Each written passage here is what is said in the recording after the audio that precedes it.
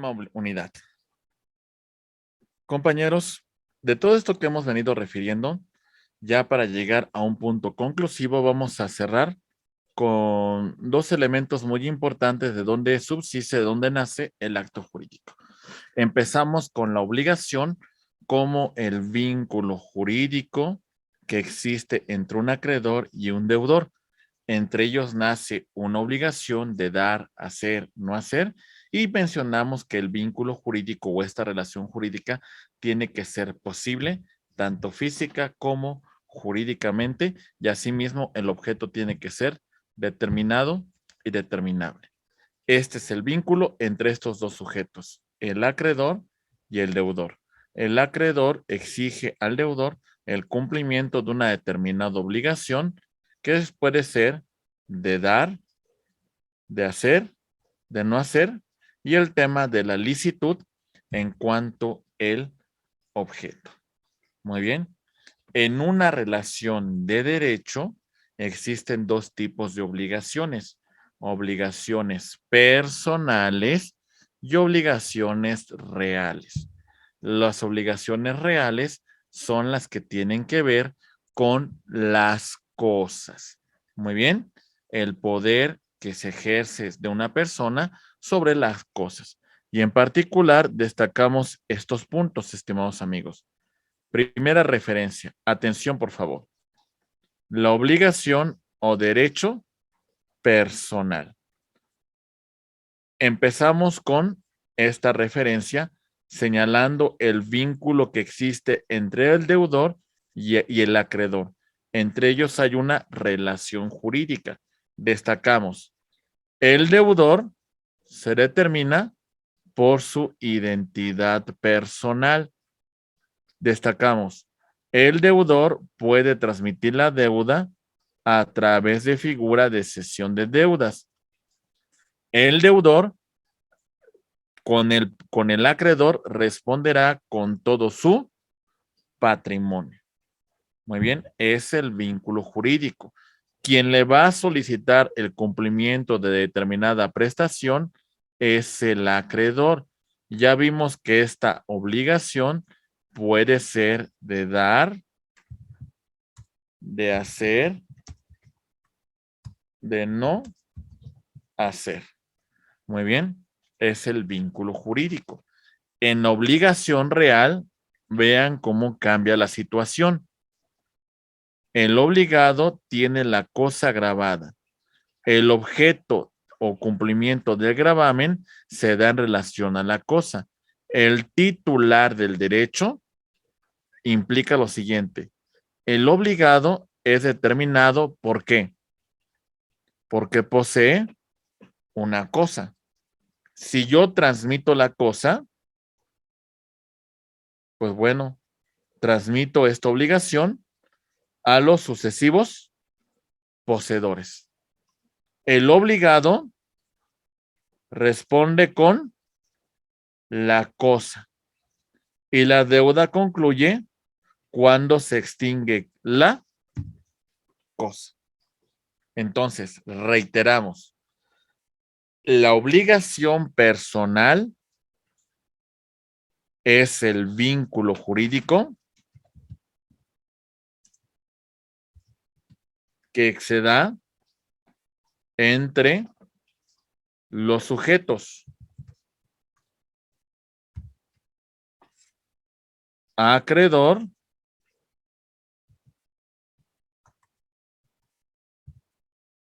y deudor.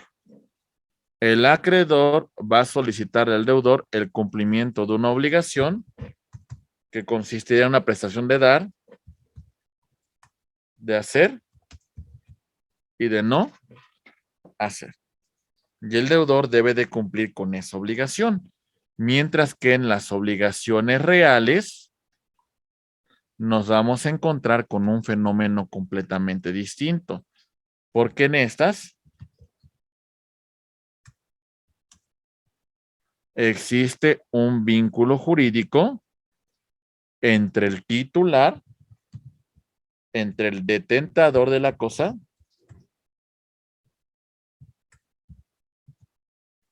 y como tal, la cosa. Este titular, este detentador, hace la cosa oponible frente a terceros y puede ejercer una acción en el caso de pérdida de la cosa llamada acción reivindicatoria. Muy bien, compañeros. Ok. Para recuperar la cosa de la cual ha sido desposeído de forma injustificada. Muy bien. Ok. Dentro de estos puntos, analizamos que la obligación tiene su nacimiento de las siguientes fuentes de las obligaciones. Destacamos las siguientes. Atentos, por favor. Aquí voy. Permítame tantito. Ok, ahora sí, ahí va. Empezamos. Bueno, la principal que vamos a tratar a continuación es el contrato. Recuerden, el contrato es un acuerdo de voluntades que en un sentido amplio crea, transfiere, modifica y extingue derechos y obligaciones. Ya en un estricto senso, vamos a decir que el contrato crea y transfiere derechos y obligaciones y el convenio modifica y extingue. En la declaración unilateral de la voluntad, nos vamos a encontrar con la manifestación de producir consecuencias de derecho que surge por una sola de las partes. Podemos hablar aquí de la figura de promesa de recompensa.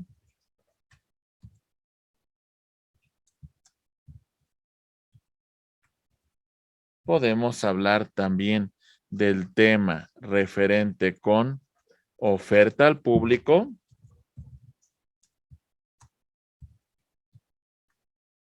Podemos hablar también, por ejemplo, del tema de concurso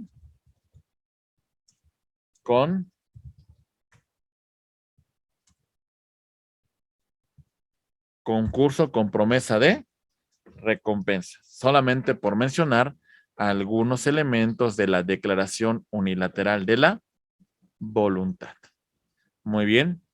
Tenemos, por ejemplo, el tema de el enriquecimiento ilícito, en la cual una persona, pues resulta que sin tener ningún derecho, no puede acreditar un recurso y como consecuencia, pues lo que indebidamente recibió en pago deberá de regresarlo a su titular a través de una acción referente del pago de daños y perjuicios en la cual se le puede requerir a la persona que recibió un recurso de forma ilegítima, pues tenga que devolverlo a su legítimo titular. También, por ejemplo, podríamos hablar del tema de gestión de negocios, que sin tener un contrato de mandato, sin tener una representación, un tercero realiza actos jurídicos en beneficio del patrimonio de una persona.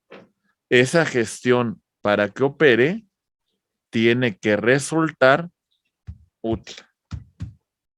Lo que puede ocurrir aquí, compañeros, es de que el gestor podrá pedir, pues hasta cierto punto, el pago, pues de la gestión que hubiese realizado, por lo menos de acreditar que la gestión le fue útil. Muy bien. Y bueno, tenemos el hecho ilícito, la cual pues deriva pues el nacimiento de una obligación. El hecho ilícito podríamos clasificarlo dentro del aspecto de culpa, tanto en su naturaleza objetiva como subjetiva.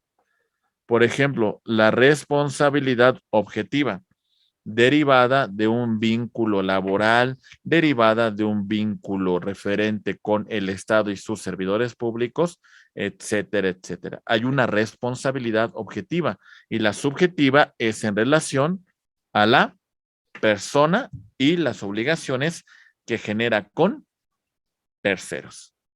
Muy bien. Por supuesto que esta sesión no tiene que ver con el tema de las fuentes de las obligaciones del todo, porque van a hacer ustedes un análisis muy detallado en relación a cuáles son las fuentes de estas obligaciones. Entrando al tema de la fuente principal de las obligaciones, analizamos la figura del contrato. ¿Qué es el contrato? Lo destacamos a continuación. Contrato es el acuerdo de voluntades que crea y transfiere derechos y obligaciones, mientras que el convenio, acuerdo de voluntades que modifica y extingue derechos y obligaciones. El contrato deriva de un acto de manifestación de la voluntad. Por eso, dentro del contrato vamos a distinguir que existen los respectivos elementos de existencia y los elementos de validez.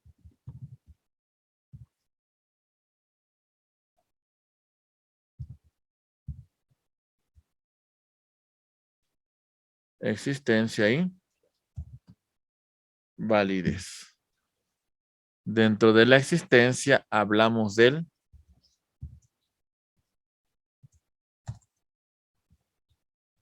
consentimiento, objeto y la solemnidad. Y en cuanto a la validez, hablamos del tema de la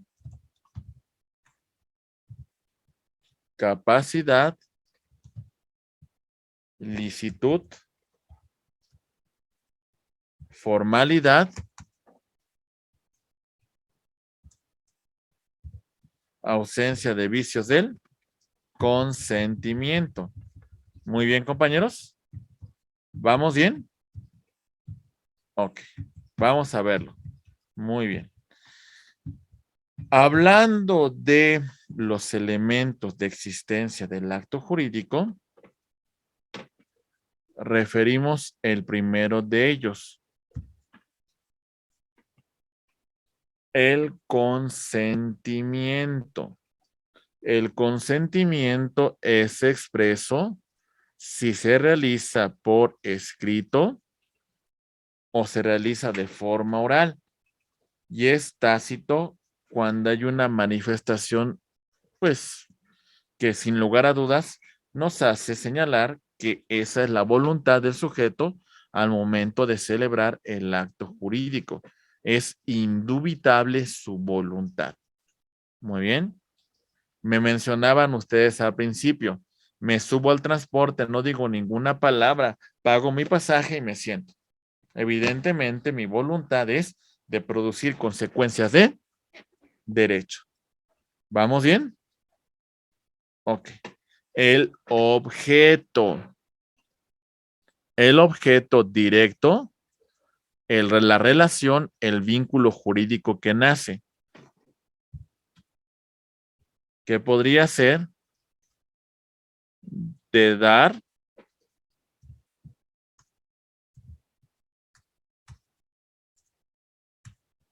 hacer y de no hacer. Muy bien. Y el objeto directo en relación al objeto material.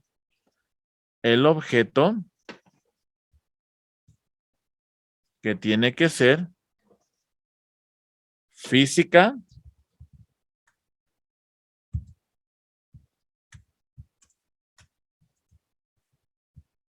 y jurídicamente posible.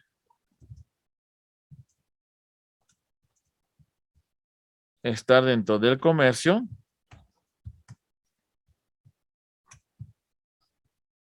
y ser lícito. Muy bien, compañeros. La solemnidad que algunos actos jurídicos como el matrimonio, pues deben de cumplir. ¿Ok? Muy bien. La capacidad de la parte para celebrar el acto jurídico. Acuérdense que hay dos tipos de capacidad. Si actúa una persona con capacidad de goce, necesita encontrarse debidamente representado. Y la capacidad de ejercicio implica el ejercicio de derechos por mutuo propio.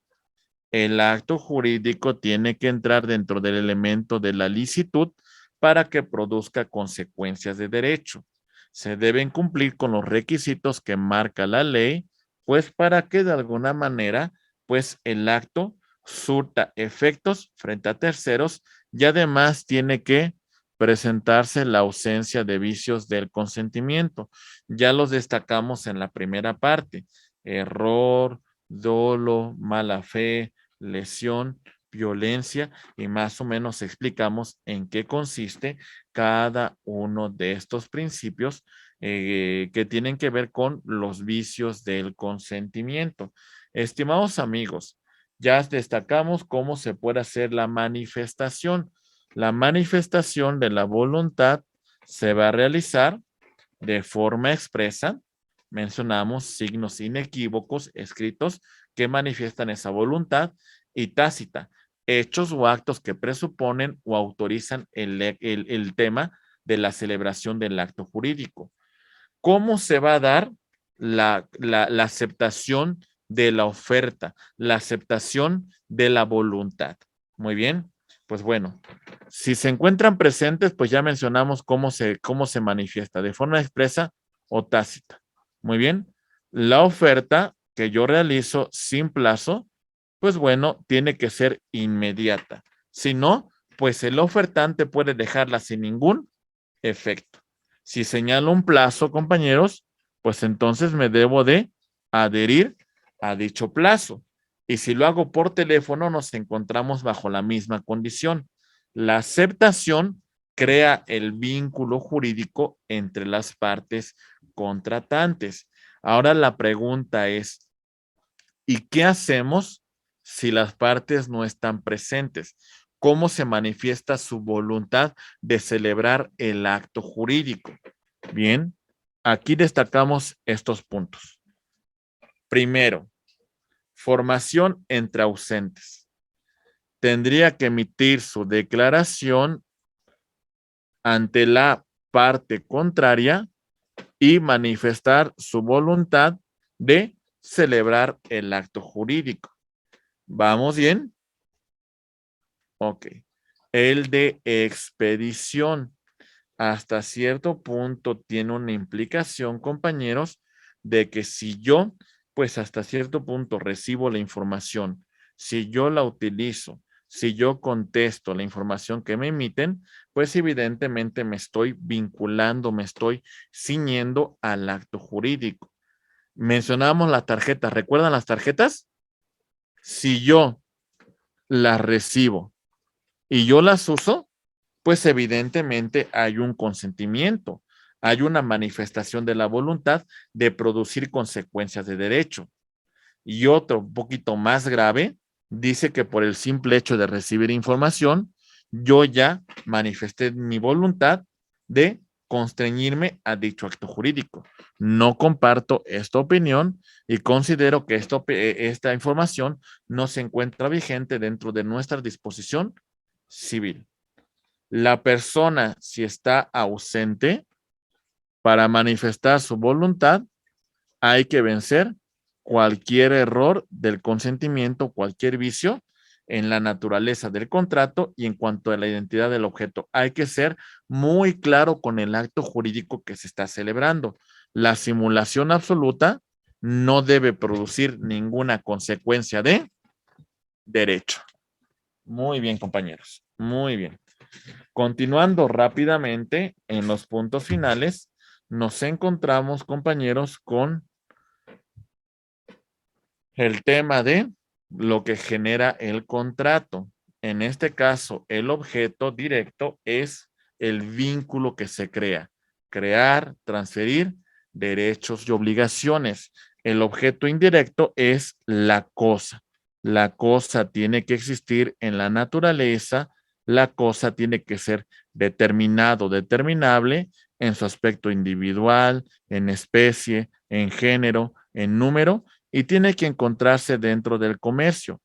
Los requisitos del hecho positivo o negativo implican la posibilidad jurídica, así como su licitud para producir consecuencias de derecho. Muy bien. Ok. Vámonos a otro elemento importante. La forma dentro del acto jurídico. El acto jurídico requiere cumplir ciertas formalidades para producir consecuencias. Por ejemplo, tenemos la manifestación expresa de forma verbal, por escrito o a través de signos inequívocos que presuman la celebración del acto jurídico. Tácito, hechos que así lo manifiesten, hechos que así lo presuman. El silencio solamente produce consecuencias en el contrato de mandato.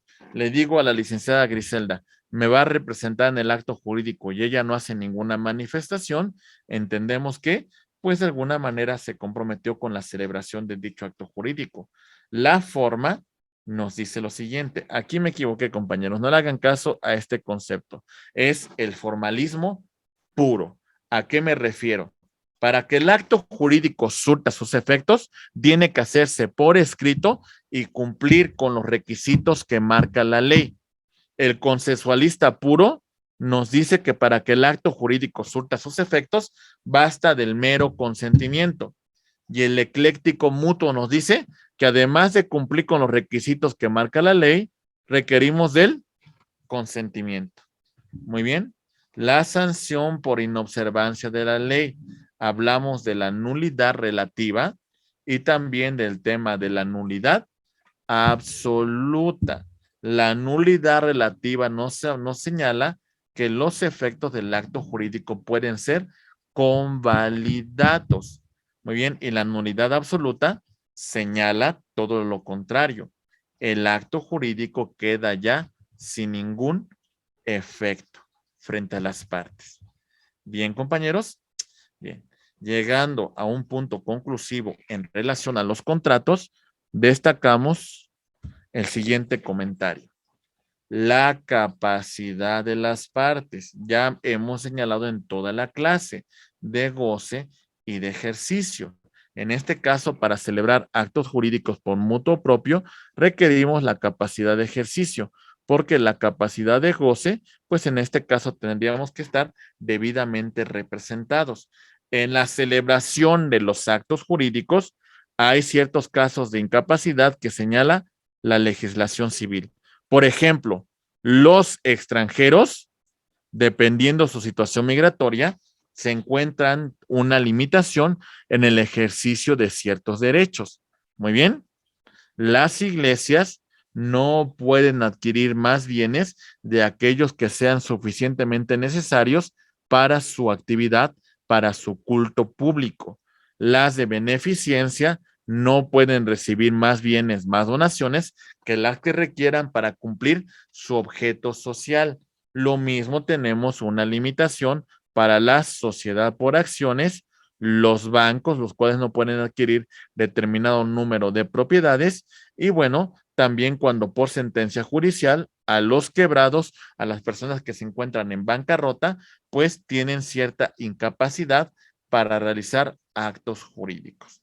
La incapacidad de ejercicio también puede ser decretada por un juez, pues por la persona no encontrarse dentro de sus facultades o dentro de los elementos para realizar actos jurídicos. Muy bien. Bueno, eso es un comentario muy a grosso modo. Ahora, continuando con la exposición, llegando a los puntos conclusivos, preguntamos, ¿cuáles son los efectos de los contratos? Bien, primero, entre las partes, ¿qué pasa, compañeros? Las partes están vinculadas al contrato. ¿A qué se comprometen las partes? Al cumplimiento de las cláusulas, al cumplimiento de las normas que regulan el acto jurídico, a las consecuencias del uso, en el caso que estemos refiriendo al objeto indirecto del contrato, a las consecuencias de la buena fe, ¿sale? Adquirió Alberto sin revisar la constancia en el registro público de la propiedad, pues bueno, asume la buena fe que tuvo en la celebración del acto jurídico. La promesa porte fort obliga a las partes en el sentido de que si yo no cumplo con la obligación, ¿por qué Susana sí tendría que cumplir con la obligación? ¿Se entiende? Ante el incumplimiento, pues la otra parte, ¿por qué tiene que cumplir, compañeros? Las cosas se obligan solamente si se mantienen al mismo momento en cual se celebra el acto jurídico. A ver, a esto se le conoce también como una cláusula llamada rebus sic stantibus.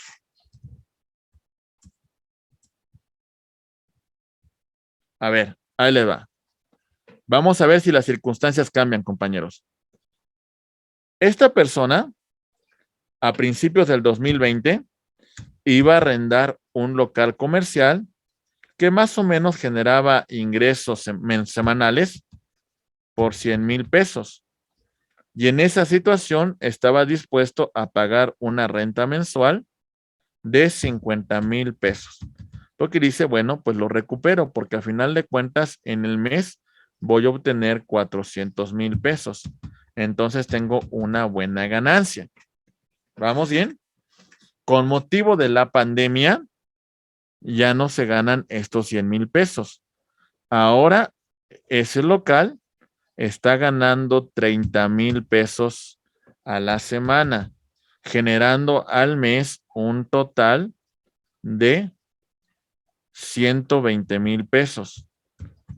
La pregunta, ¿las condiciones bajo las cuales se celebraron el contrato son las mismas? Ya no, ¿verdad?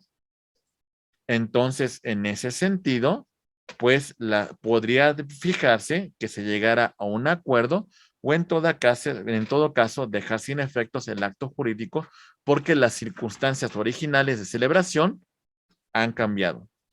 ¿Vamos bien? Ok, muy bien. Compañeros, ¿los contratos tienen efectos para terceros? Sí, siempre y cuando se hubiera estipulado un beneficio a favor de un tercero. ¿Ok? ¿Recuerdan ustedes el contrato de fideicomiso? En el contrato de fideicomiso tenemos las siguientes partes.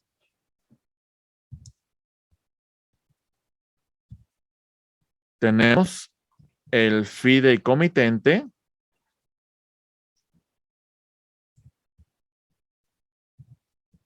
que aporta determinados bienes al fideicomiso, el fiduciario, que los administra, y tenemos el fideicomisario,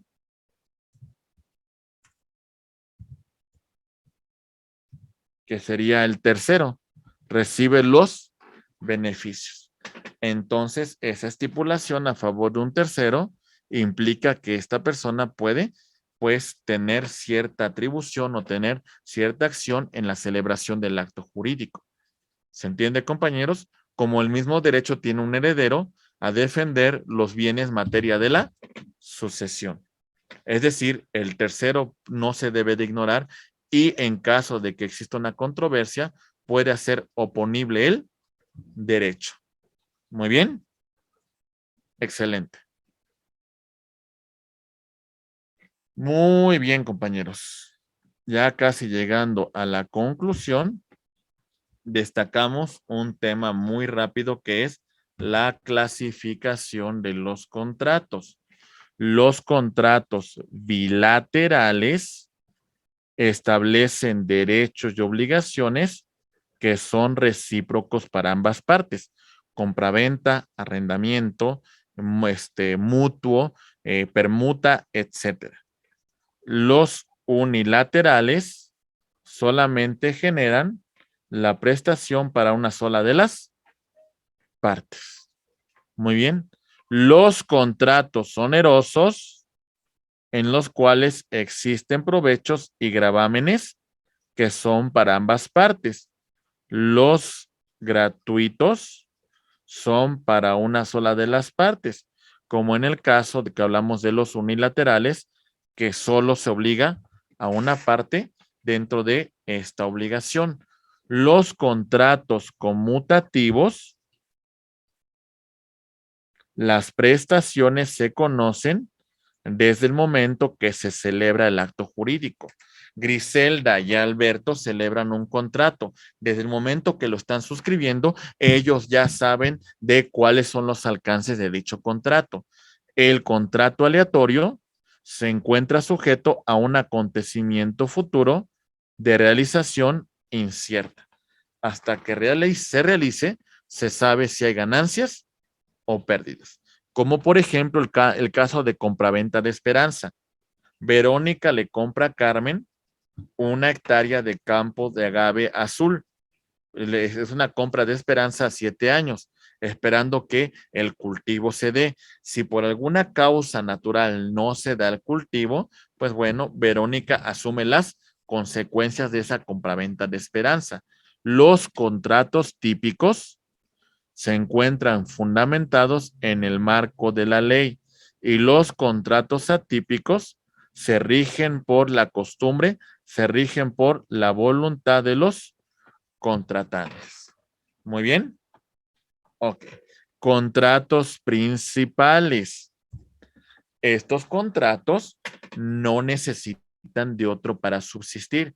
Son autónomos, dependen de sí mismos. Por ejemplo, un contrato de compraventa, como por ejemplo un contrato de donación, como por ejemplo un contrato de mutuo. ¿Ok? Los contratos accesorios se encuentran subordinados a un contrato principal y entonces su existencia depende del principal. Vámonos con el contrato de hipoteca. El contrato de hipoteca es un contrato que se encuentra normalmente subordinado a un contrato de mutuo, a un contrato de crédito. ¿Está claro, compañeros? Su existencia depende de este contrato. Si se cumple este contrato, como consecuencia se está cumpliendo con la hipoteca y se va a dejar sin ningún efecto. Muy bien. Contratos instantáneos. Sus efectos se agotan en un solo momento. Va Alberto al Oxxo y se compra un café. Es un contrato instantáneo. El efecto se produce en un solo acto. Contrato de tracto sucesivo. Pacto con Claudia, un contrato de arrendamiento por la vigencia de un año. En este supuesto, el acto jurídico que estamos celebrando se va a circunscribir en un plazo de un año. Es decir, sus efectos se trasladan. Muy bien. Tenemos, por otra parte, estimados amigos, el tema referente a los contratos formales. Ahí voy. Muy bien, ahí voy. Contratos formales. Son aquellos que se realizan pues cumpliendo con los requisitos que marca la ley para que sean válidos. Si no, pues no se cumplen con los requisitos. Por ejemplo, las compraventas de bienes inmuebles tienen que hacerse en escritura pública e inscribirla en el registro público de la propiedad y hacer el traslado correspondiente de los impuestos y los derechos. Los contratos consensuales basta con el consentimiento de las partes para que produzcan sus respectivos efectos y por último, los contratos reales, que basta con la entrega de la cosa para que dicho contrato se considere perfeccionado. Muy bien. De todo esto que estamos comentando, estimados amigos, pues hay una clasificación muy importante de los contratos. Tenemos contratos que pues, traslativos de dominio, contratos traslativos de uso, contratos de garantía, tenemos contratos que versan sobre el cumplimiento de una obligación, contratos que previenen una controversia. Bueno, son tantos los supuestos que se regulan en materia de contratos que hay que estudiarlos a grosso modo, pero esta materia tiene un propósito muy en particular de dar una introducción, de dar un preámbulo al estudio general del acto jurídico. Muy bien, continuando ya en esta parte conclusiva, llegamos, estimados amigos, al punto de la estructura de nuestros contratos, las partes que intervienen, el preámbulo de nuestros contratos, la ciudad en la cual se está celebrando, las partes, su domicilio, donde van a cumplir con sus obligaciones, las declaraciones o los antecedentes que se señalan dentro del contrato, las cláusulas que son los compromisos que fijan las partes en la celebración de este contrato. Si una cláusula es indispensable para el contrato, es esencial. Si una cláusula se tiene por puesta, aunque no se tenga por, aunque no se señale, se tiene por puesta, es una cláusula natural. Las cláusulas accidentales, pues, las pactan las partes en caso de incumplimiento de una obligación, como las cláusulas penales, las arbitrales, las de no responsabilidad. Más o menos a grosso modo, nosotros vemos la estructura de un contrato en esta característica, estimados amigos. Vemos su respectivo preámbulo, el tipo de contrato, la ciudad donde se está celebrando, las partes que intervienen, el domicilio donde van a oír y recibir notificaciones, etcétera, etcétera. Si se encuentran representados, ahí también lo señalarán. Todos los antecedentes del acto jurídico que estamos celebrando se van a agregar en declaraciones o los antecedentes. Es un tema muy importante porque se van a fijar ahí pues algunos de los principios, algunas de las obligaciones que las partes están signando. Las cláusulas que son los compromisos que las partes están signando en la celebración de este tipo de contratos, si se encuentran debidamente representados, pues bueno, hay que agregar también su personalidad y vamos a agregar la carta poder, el poder notarial, en donde le damos facultad de representación y bueno, la aceptación de comprometernos con la celebración de ese contrato con nuestra respectiva firma, rúbrica, huella digital, firma electrónica. Muy bien. Estos son algunos de los supuestos que venimos destacando, compañeros, a lo largo de toda esta exposición. Si se fijan, hicimos un estudio muy importante, pactando desde un principio la importancia que tiene el derecho civil. Compañeros, ustedes revisaron el antecedente en Roma, el antecedente en Francia, el antecedente en Alemania y cómo se fue estructurando la legislación civil en nuestro país, destacando la importancia que tuvieron las leyes de reforma. Un hecho histórico muy importante para las instituciones civiles en nuestro país. Destacamos que el derecho civil sin lugar a dudas, es la rama más importante del derecho privado porque regula situaciones que tienen que ver con la persona, con sus atributos, con las cosas, con la propiedad, con la posesión, con modo de adquirir propiedad, con las acciones para defensa de la propiedad y de la posesión. Hablamos del derecho de familia, hablamos de las obligaciones, de los contratos, señalamos que uno de los principios que rige esta materia es, sin lugar a dudas, el principio de autonomía de la voluntad. Destacamos también, estimados amigos, otro estudio muy importante cuando hablamos del derecho. Señalamos la teoría tridimensional del derecho de Miguel Reale, estudiamos la teoría de los tres círculos de Eduardo García Maínez, destacando el derecho formalmente válido, derecho intrínsecamente válido, derecho positivo o eficaz. Destacamos las distintas ramas que integran el derecho, derecho público, derecho social y derecho privado. Y en particular analizamos el derecho privado porque es aquí donde pertenece nuestra materia, el derecho civil.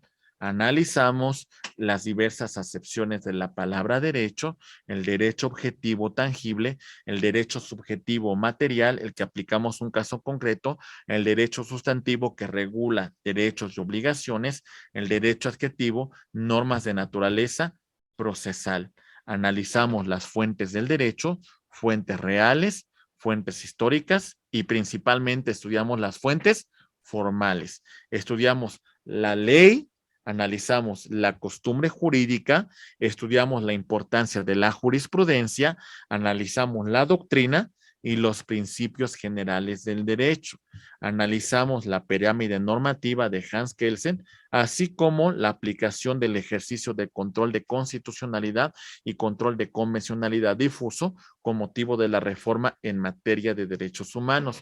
Estudiamos todos los pasos que se siguen para la conformación de la ley y posteriormente a ese tema analizamos la teoría de la ley, los ámbitos de aplicación de la ley en el espacio, en el tiempo y en la persona. Y resolvimos los conflictos que se pueden presentar, compañeros.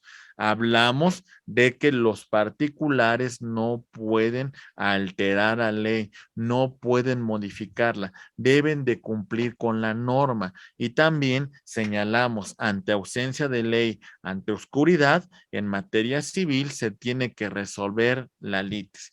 Y los jueces tomarán algunos puntos en consideración, como la situación económica de una persona, pues a cierto punto, pues te tomará en cuenta pues su falta de cercanía de los centros de algún camino donde pueda transitar, la cuestión de que se encuentre apartado de vías de comunicación, etcétera, etcétera.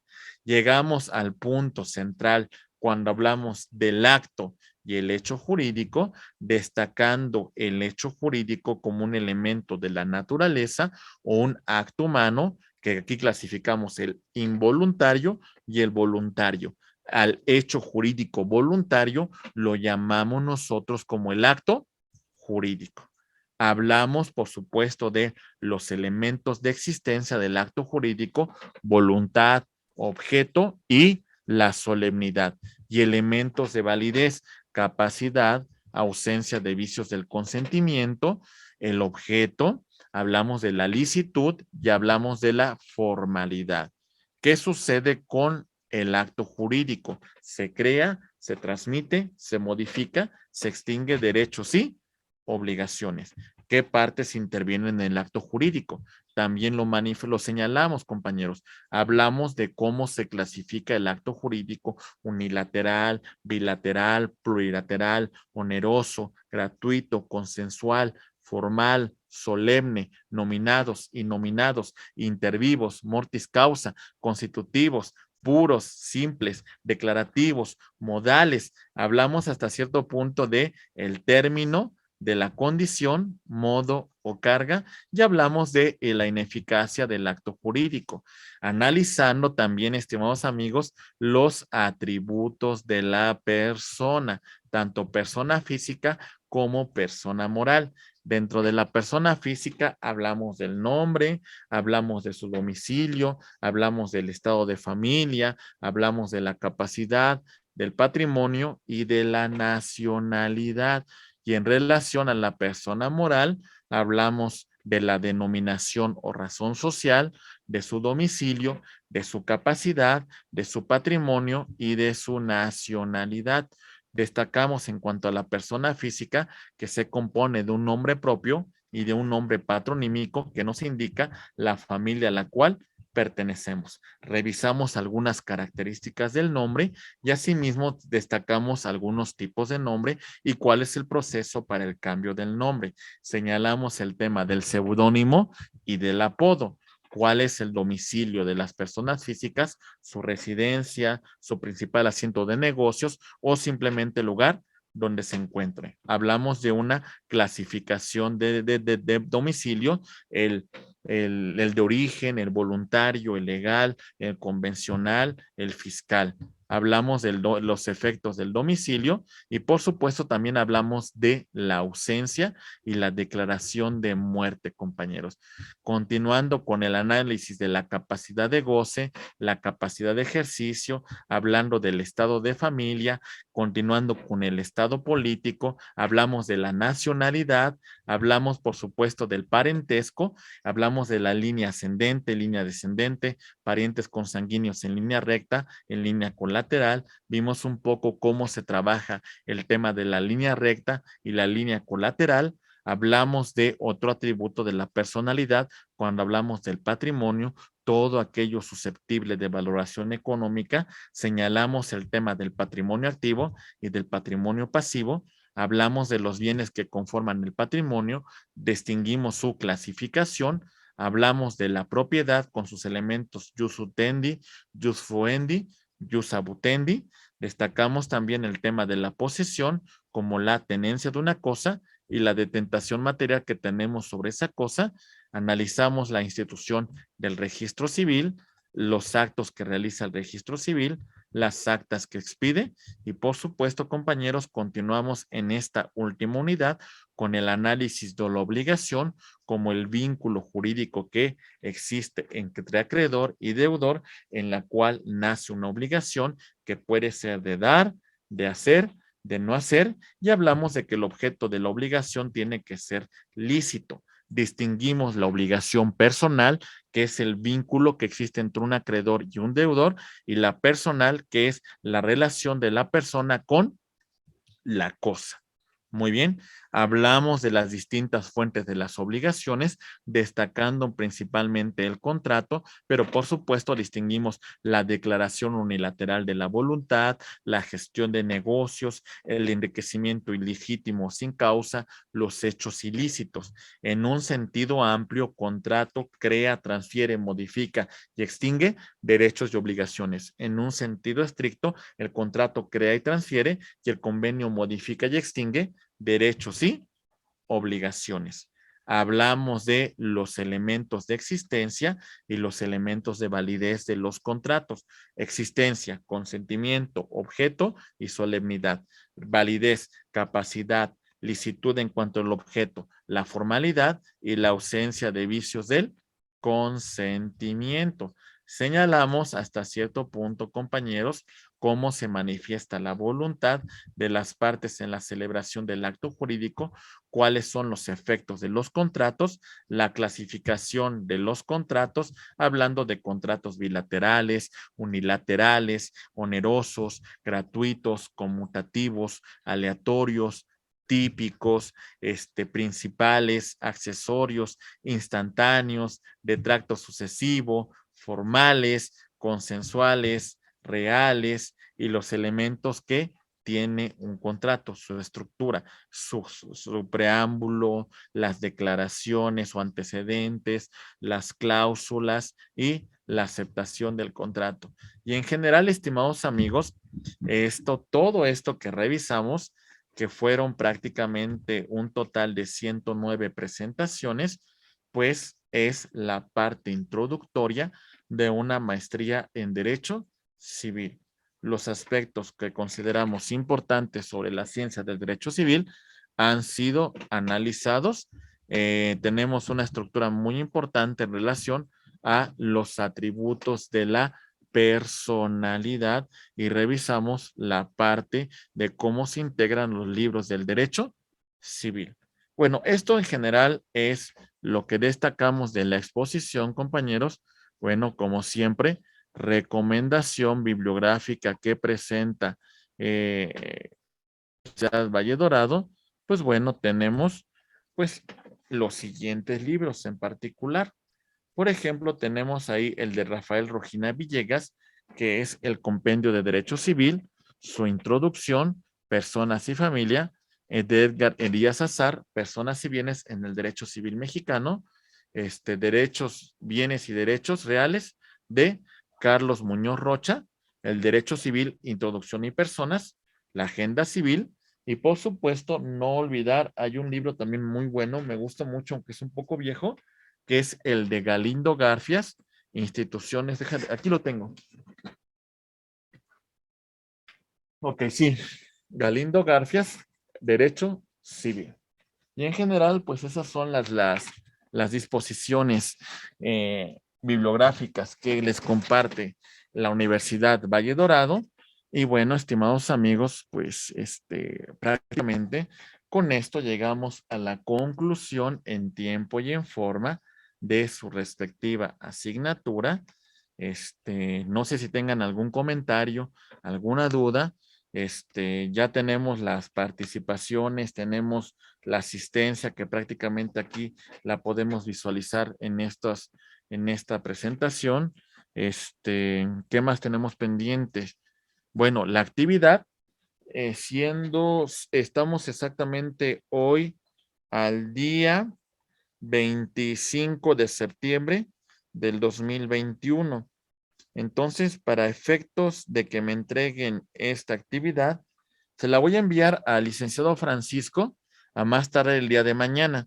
Si estamos a 25, ¿qué les parece si la dejamos para octubre, a más tardar a octubre 9? 9 de octubre a más tardar tienen que entregar el cuadernillo. ¿Qué les parece? ¿Sí? Muy bien. Y bueno, compañeros, pues ha sido mucha la información. Han sido un grupo participativo. A los que no participaron, compañeros, no se preocupen. Yo sé que es su primera clase. Traten de fomentar participación. Traten de, pues, de tener un poquito una participación más activa. Revisen sus asignaturas que van a tener con antelación para que vayan preparados en su próxima clase. Si pueden, por favor, yo les recomiendo mucho que tengan la colección de Derecho Civil del maestro Rafael Rojina Villegas, porque analiza todos los libros del Código Civil. Entonces es un libro muy bueno. En el tema de contratos, pues el de Treviño, el de Editorial Oxford es muy bueno. Vale mucho la pena ese libro. El de Treviño Garza. El de sucesiones, hay un libro de un notario, Asprón Pelayo. Ese libro es muy bueno para el tema de sucesiones, es muy concreto, es muy puntual, es muy gráfico. Entonces vale mucho la pena estudiarlo. Y bueno, sobre todo también el análisis de su respectiva legislación civil sustantiva, adjetiva y qué más, compañeros. Pues no sé, desearles el mejor de los éxitos, desearles el mejor de los inicios. Espero no haberlos aturdido con toda esta información. Ustedes hicieron una participación muy destacada. Fue una clase introductoria. Analizamos muchos puntos que considero que son importantes para todo abogado. Y la verdad es que la columna vertebral de nuestra ciencia es el derecho civil. ¿Vale? Sin lugar a dudas, el derecho civil es la parte, es la médula de todo abogado. Así que, por favor, compañeros, hay que esforzarnos, hay que dedicarnos, hay que estudiar con entusiasmo esta profesión, esta carrera, esta maestría que ustedes han decidido tomar de forma voluntaria, han decidido estudiar porque son científicos del derecho y que ello va a implicar, compañeros, un compromiso hacia el futuro. Porque cuando ustedes se ostenten como maestros en derecho civil, pues bueno, compañeros, el punto es defender pues los aspectos sustantivos y adjetivos que implica la materia. Y si se fijan, es muy amplia. No, ahorita fue un recorrido ni un 5, ni un 2% de lo que es el derecho civil. Al rato que vengan con más temas, van a darse cuenta pues toda la trascendencia que tiene el derecho civil. Pero entonces esto fue una mera introducción. Pues muchísimas gracias. Espero que les haya gustado, espero que les haya servido la sesión, espero que haya sido de gran utilidad. Y bueno, pues algún comentario que tengan, compañeros, alguna duda, alguna situación en particular, con todo gusto los atendemos.